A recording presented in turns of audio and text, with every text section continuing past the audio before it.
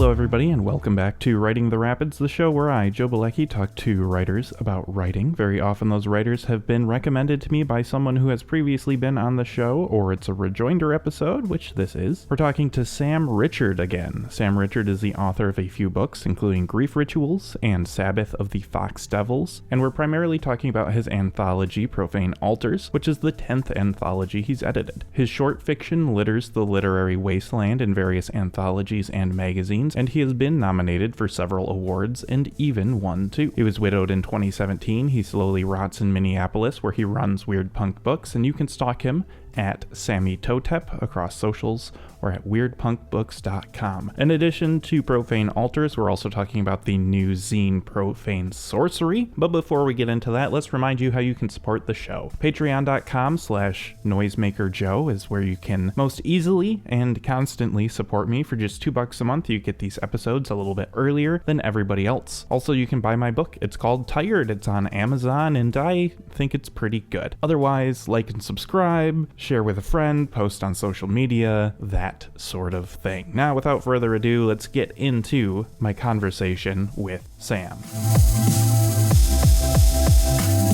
So, this might be the latest Rejoinder I have yet done, but I also make the rules for my podcast. So we're talking about Profane Altars. It came out in June, but it also has a companion zine which came out more recently to that, which has 3 additional stories. The interesting thing with Profane Altars, and it is discussed in the introduction, which was of course written by you, was that there seems to be a very circular Venn diagram between people who are into horror, who grew up loving fantasy as younger people. And that was very much the same thing for me. My love of reading got started with fantasy books, and it was much later that I developed a taste for the darker stuff. And that's an interesting thing, because I feel like a lot of the people who I talk to on here who write darker stuff, maybe not necessarily quite as genre, air quotes, as some of the weird punk stuff, talk about like discovering burrows in high school or something, as opposed to like, my dad read me David Eddings books before bed in late elementary school sort of thing.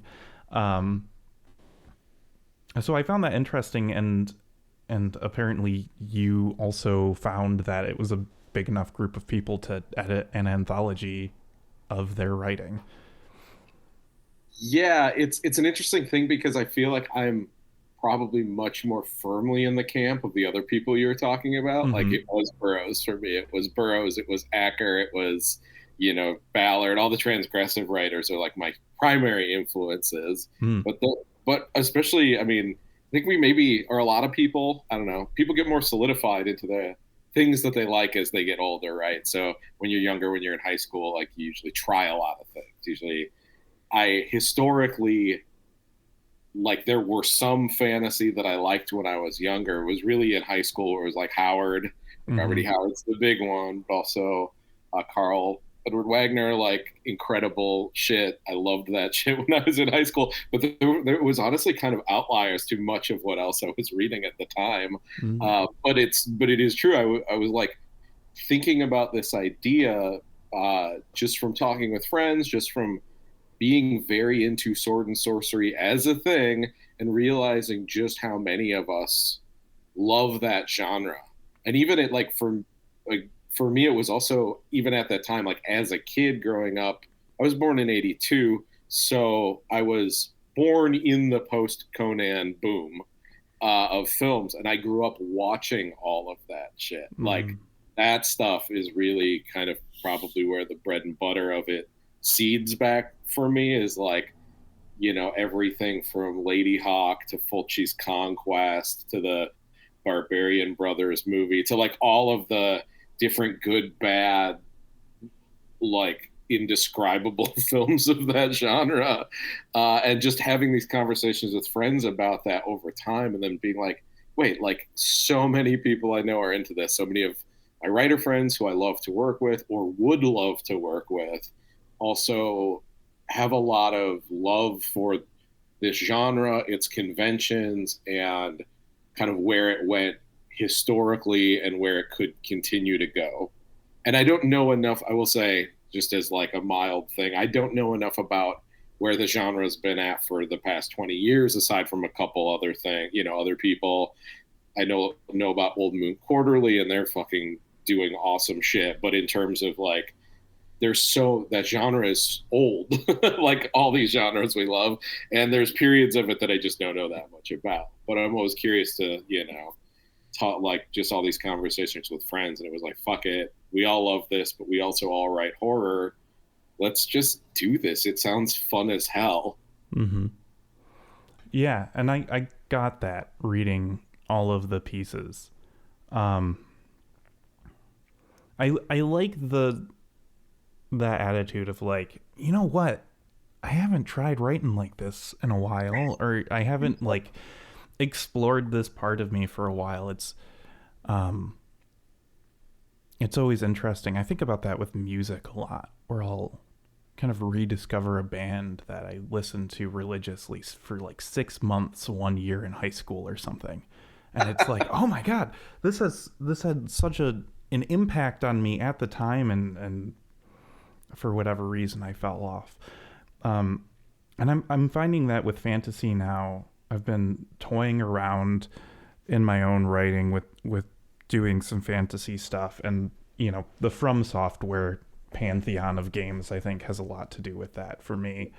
But then just going back and like going to thrift stores and looking for the fantasy books that I read as a kid, sort of thing. Which is largely where Profane Altars as a collection piqued my interest, right? Because it was just kind of happening as all of that was percolating for me too, where it was feeling nostalgic and wanting to dig around. Like I didn't start reading the Robert E. Howard books until I was in my 20s, right? So I'm also I have very spotty knowledge, because like I also feel like the books that I was exposed to through my dad were popular for his generation, but don't have the staying power.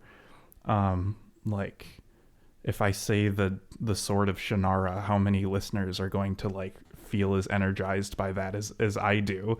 I have no idea, right? And then my reading habits as a kid were like very economic. So it was like, okay, mom said I can get one book at the bookstore today.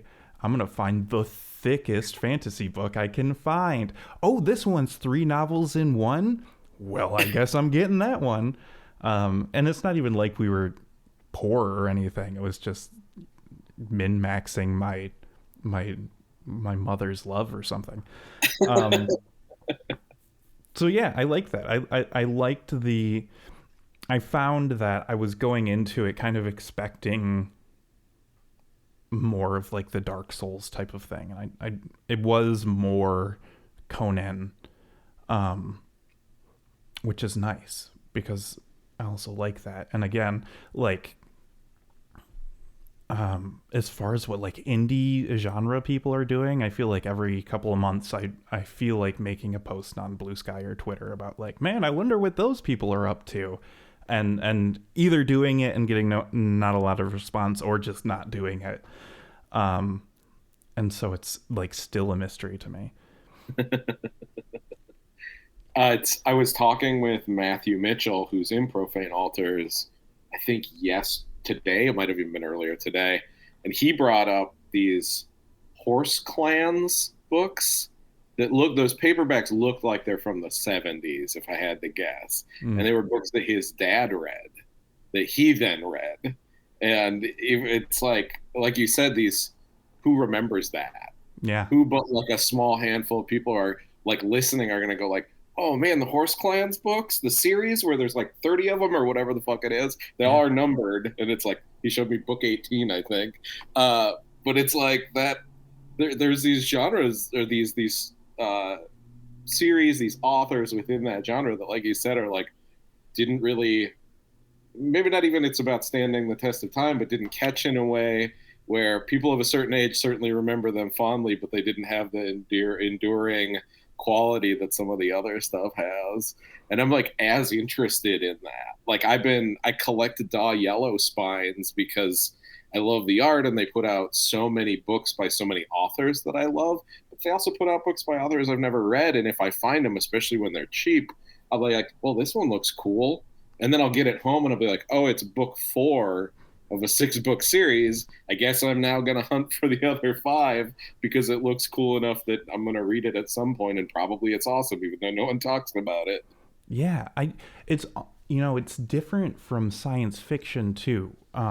It's similar in that sort of way where it does seem like it was written in a time, and maybe this is rose-colored glasses, but like it seems like it was written in a time where you could sell 10,000 copies of a book, and if you put out a book every other year or every year, then you're gonna make a living, and it's gonna be fine. Just that's the way the economy worked, and you know you didn't have to be a famous person to sell 10,000 copies. There were nerds going to bookstores, and the books were coming out, and you could do it. And so there are, I'm sure, just a bunch of dads out there with a bunch of these books. And unlike science fiction, I think it's harder to look back at those and be like, oh man, those people really knew what they were talking about, because it's not forward looking, right? You can't be like, oh man, this one obscure Paul Anderson book just fucking called OpenAI just dead to rights, because it's just like, oh, like what are you gonna say? Oh, this weird obscure fantasy thing like accidentally got a religious practice of like the ancient Celts right or something? Like that's not that is not sexy enough to talk about. Like nobody cares. That's true. It's interesting too what you're saying about like that era. The concept of being able to just make was probably a solid blue class living writing right during that.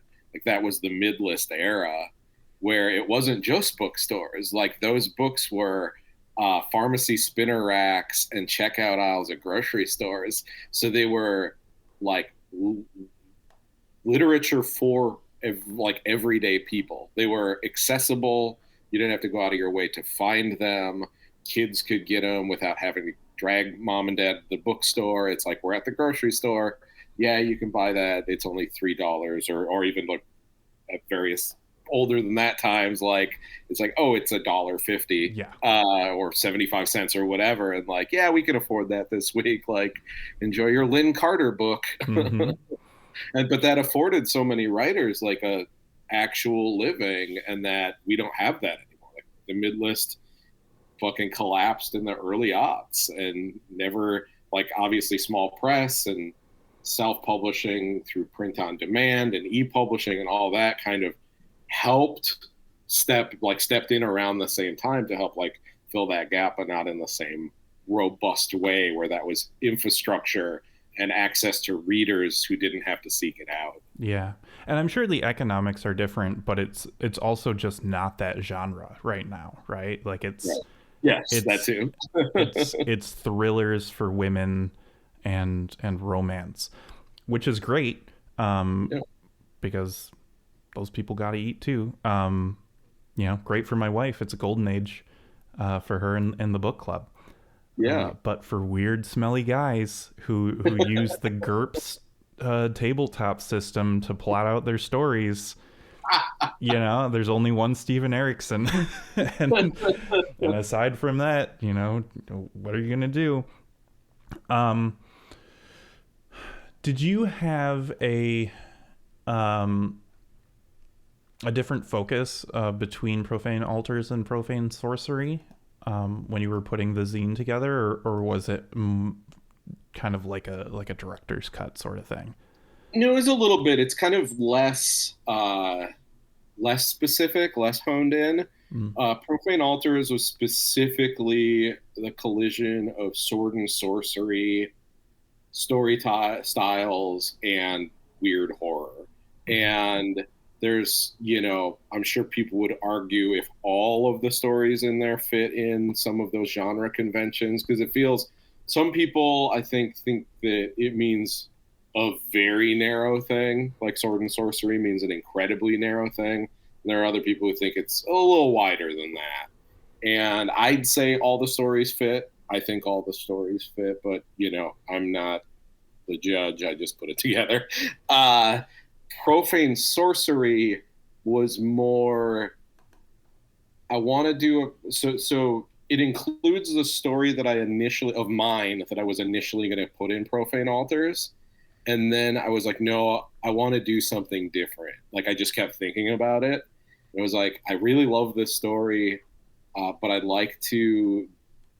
It was almost an inversion of sword and sorcery tropes, where I was like, what if a sword and sorcery world, but instead of a barbarian or a thief or a kind of expected character, it's just a dude who gets pulled into this like army unit that he has no choice to whether or not to be a part of. So it's almost like a side character from a sword and sorcery story. What does their story look like? And I was like, maybe it doesn't hit enough of the kind of vibe. So I wrote a new one, the one that's in there. And I still had this story, which got published in Castle Jackal, who are a great magazine. But I was like, I'd like to get it out to more people. And meanwhile, Evan Dean Shelton had All Is Awe and Terror, just published as an ebook, I think on Godless. And I love that story. It's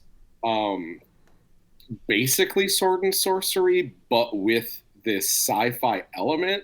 It's not a sci-fi twist. It's just there's a like sci-fi element also happening within the frame of the story. So it's like arguably Sword and Planet, maybe, but it just reads like classic sword and sorcery. And I wasn't sure how long it was, and I hit him up, and I was like, how long is that? Are you ever going to put that in print? And he was like, I would love to. It's like 3K or whatever, 4K. And I was like, man, let's do this zine together. That's kind of spinning off from Profane Altars, like in the similar spirit, but less strict about what genre it falls into. And then I was like, we should have a third person in here. Kind of thought about who might fit, and Evan recommended Violet, who I'm friends with on Facebook, but I don't know like beyond, or sorry, friends on Twitter, but I don't know beyond that, but she's awesome. And Evan was just like, her stuff is like really cool. Evan's girlfriend loves it. And it was like, well, send me a story if you got one. And she wrote one, which I also think is like, wouldn't fit the prompt necessarily of a strict sword and sorcery. Again, it feels more like it's something that would happen in a village that a barbarian or a thief in a sword and sorcery story would stop in briefly. Mm-hmm. But instead, here we're just in it now with this family. And I like loved that story too. And I was like, so it's more weird. It's still like horror, right? There's still horror stories, all three of them, like weird horror meets sword and sorcery and dark fantasy generally. I don't know. It's just kind of a little bit of a less strict thing. But I'm so happy with it, how it turned out. And I just kind of think of it as like a spiritual companion piece. Not necessarily like a director's cut, not necessarily like an addition to, but just like, if you like this, here's 3 more awesome stories that are push a little further out from the conventions. Yeah. Yeah. All 3 of those are really kick-ass stories. I ended up reading Profane Sorcery first, just as a quirk of the e-reader. Yeah. And yeah, Blightbane was horrifying. It was really horrifying. It was really not a fun time, which is what I was expecting going into this.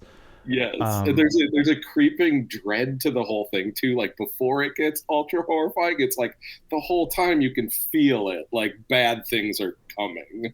Yeah, and I was like, oh, this poor protagonist, she's gonna have a really bad time. I can see it, and that wasn't what happened. It was worse, which is, I think, Yes, yes. a great way for anything horror or horror adjacent, especially as the genre uh, becomes very solidified, right? Yeah, yeah. I can't remember who I saw saying something about like horror media doesn't even necessarily need to be scary. Yeah. And I agree with that, Yeah. or I agree with that, and um, I do find that I'm not often surprised by the horror media that I consume, which is almost certainly a skill issue on my side. But man, that one surprised me. Um, and I do like the whole, you know, let's not follow the savior of this world sort of thing, right? And I mean, even in terms of like commercial fantasy, there's one or two series going on right now that are like we're only going to pay attention, like the protagonist of this book series is the tavern keeper, Yes. sort of thing. Yep. And like there's video games that are like that too, like casual cozy video games where it's like you run the inn for all the heroes, which I think probably has to do with the how hard it is to come up with a new feeling story where some 16-year-old boy or girl with special powers manages to defeat an ancient and unknowable evil. Yes. Right? Again, going back to those David Eddings books that my dad read me when I was a kid, I was reading the back of the first one to my wife, and I was like, "This is just Lord of the Rings. It's just all humans. It's which whatever, man. Like, again, that's fine for 75 cents. It's 300 pages long, and you buy it before you go on a long Greyhound ride or a flight or something, and that it'll keep you busy the whole time, and there you go." And that specifically, that's such a school of fantasy, right? Like the Tolkien style, the group, the amassed group of heroes off on a quest that takes them across the entire map that's been drawn in the front cover. Yeah, I mean the first dozen books in air quotes I ever tried to write as a small kid were basically that, right? It was just like, okay, I need, before even my first game of Dungeons and Dragons or my first CRPG, it was like, all right, I need a thief and a mage and a warrior, and probably someone who's good with a bow and arrow, and they one of them's going to be a girl, one of them's going to be kind of dumb, one of them will be short, and then the other one is the self-insert protagonist, and go, which is great, and I love that. I also think that I guess I'm kind of late to the thought process putting this together, but another thing I was thinking about while reading the collections was that Robert E. Howard was connected to the weird fiction guys, right? Like, yes, there's an Exquisite Corpse piece that I heard on a podcast that's like him and Lovecraft and C.L. Moore, yeah, who wrote Joel. Yep. Yeah. Yep. Which is really interesting because you can tell, but what a cool novel concept. So I don't know, like it just seems like it's not that much of a leap, right? So like for me, going from fantasy to horror was just like, how brave am I, right? Like how willing am I to get nightmares reading this? Which is, there's a so David Naughton, did I fuck up his name? Throne of Bones, the writer who wrote Throne of Bones, which is won the World Fantasy I think, and won one of the big awards. Brian McNaughton. Brian McNaughton. Yeah, David Naughton is the actor from American Werewolf in London. Brian McNaughton. So he wrote Throne of Bones, which is basically super grotesque stories about ghouls, and it's was kind of said as though it was similar to if somebody zoomed in on like the denizens of Mordor and gave them stories. But it's also a little, I would say, a little different than that. Anyhow, in the foreword to that book, which the author of the foreword's name currently escapes me, has an entire thesis statement in that foreword about how there are two pillars of fantasy. And there's the pillar of fantasy that stretches out from basically like the myths and medieval legends, which is the pillar that Tolkien himself was essentially a massive part of. And when he hit, it became like the thing in fantasy. And the other pillar of fantasy is the fantasy that stretches out from it's like a tree stretching out from the roots of weird fiction, where it's essentially horror. It is the way that Robert E. Howard, like you said, like Howard and Lovecraft and Clark Ashton Smith and C.L. Moore and that whole group of writers were writing both horror and fantasy, and oftentimes those lines didn't really exist for them in that kind of tradition. It's like there's eldritch gods in Conan stories. Yeah, and like really early ones too, like the first couple. Yes. There's like Clark Ashton Smith, who I think is largely known to be a weird fiction writer, like a cosmic horror writer. Like his two main collections are almost primarily sword and sorcery stories. They're weird, fucked up, like bizarre take on fantasy coming from this other place that's rooted in horror. And Profane Altars and Profane Sorcery, here's my little tie-up for that, where I include myself, is like entirely rooted in the idea that like what would it look like if we continue to have that be like a robust pillar of both genres, instead of just letting horror be a thing and letting fantasy be the kind of more in line with mythology and mythic heroes and, you know, Tolkien. And I don't have anything against Tolkien. I actually loved those books when I was young, but it's just like it feels different. They read different. The vibe is different. And sometimes they bleed into each other a little bit, right? There's like the lurker. Is it the lurker in the lake? The watcher in the lake in the Lord of the Rings is like straight up has a fun, weird fiction vibe. It's a like weird tentacle monster that. Yeah. There's lots of weird stuff in those stories, but as a whole, it's, you know, different. Yeah, I don't know.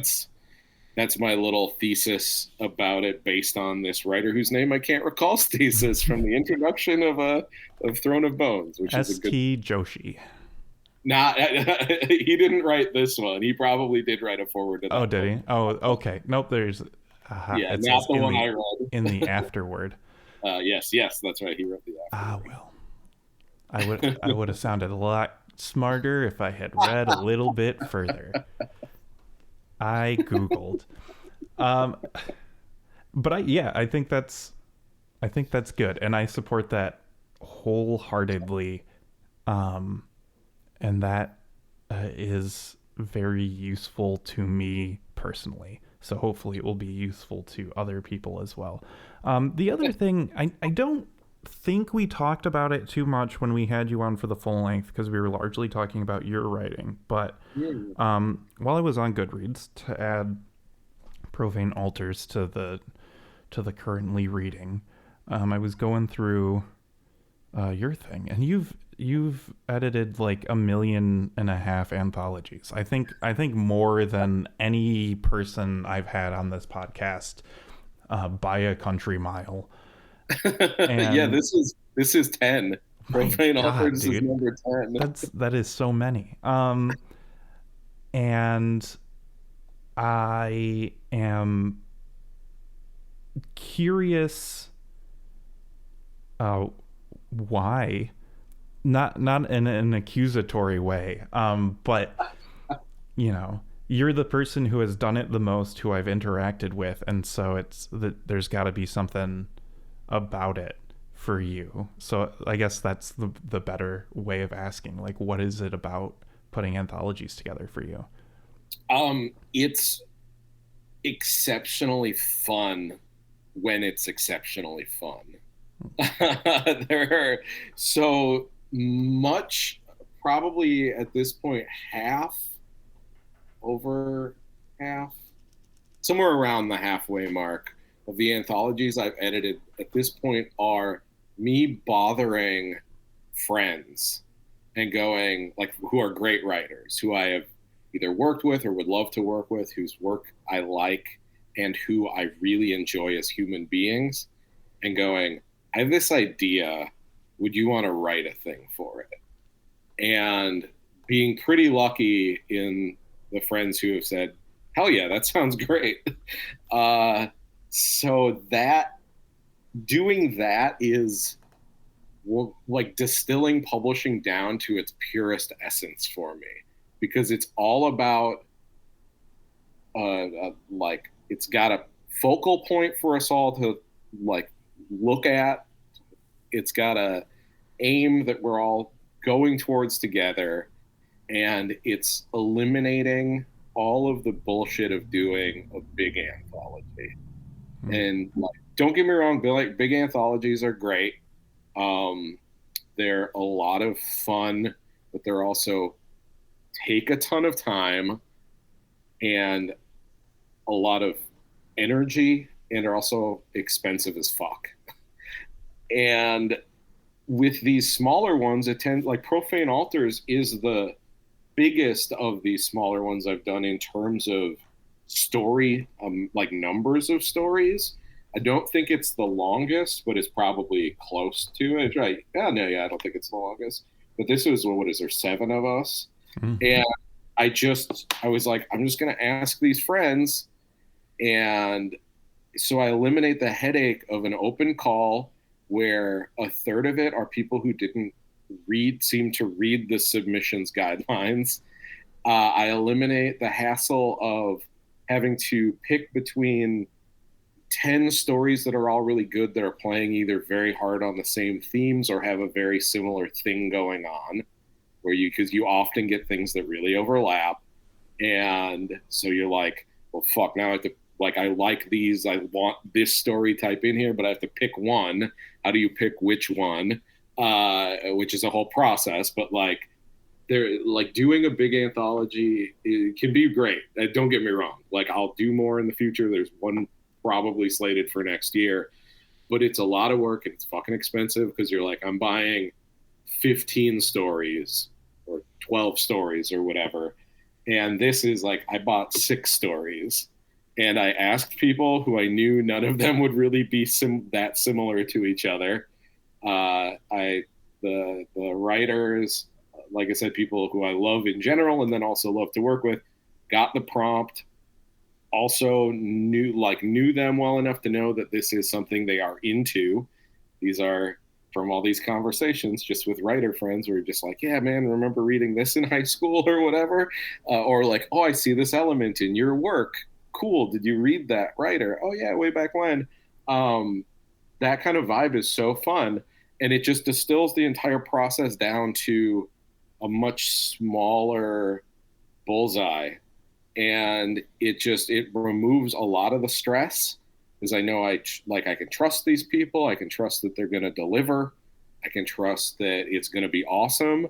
And even if, like, for whatever reason it doesn't happen, if they're like, stuff comes up and they don't have it done or need more time, I'm not working on quite as rigorous of a timeline in terms of like, here's when submissions are due, here's when rejections are going on. I go like, oh, I probably have an extra couple weeks. We can bump up this, what I'm thinking we'll release it if that gives you enough time to get in the door. Like, it's just a little more flexibility because it's just not as big of an ordeal with as many moving parts. I don't know. They're fun as hell. They're just absolutely fun as hell. And then bonding with friends over the shared project and seeing what they all come up with in terms of like, here's the prompt, do what you do, and getting such varied but all so like wonderful responses to that. Like, I love every story in this book, and there will be a time where this ends, but that's how it's been every time I've done one of these, where I've just invited a few friends. I've never rejected anything. If it was the wrong story or was not good, I'd be like, I'm sorry, friend, this isn't quite hitting it. Can we fix it? But like, if we can't, I don't know what we're going to do. But luckily, like, that hasn't been an issue. And it's resulted in literally some of my favorite projects. It just takes away so much of the extra hassle. So I just keep fucking doing them because it's fun. And Profane Sorcery is like an even further. I don't count myself as like having I edited this, but it's not an anthology I edited, so I'm not counting this zine. But when I do these too, it's the same spirit in the same way, just asking friends, just talking about stuff. And that's an even faster, there's so much closer to immediate results on that. Get the stories, I lay them out, I do the art, it's off to the printer, which happens much faster than, all of the laying out of the templates and doing everything for print for a book, and then, getting the copy to like the proof to look at and then okaying it. And it's like the continuing distilling down of publishing into the smallest thing possible is what the zines are. And these anthologies are like the step above that, these little invite anthologies. And it's just, again, I keep saying it, it's just really fucking fun.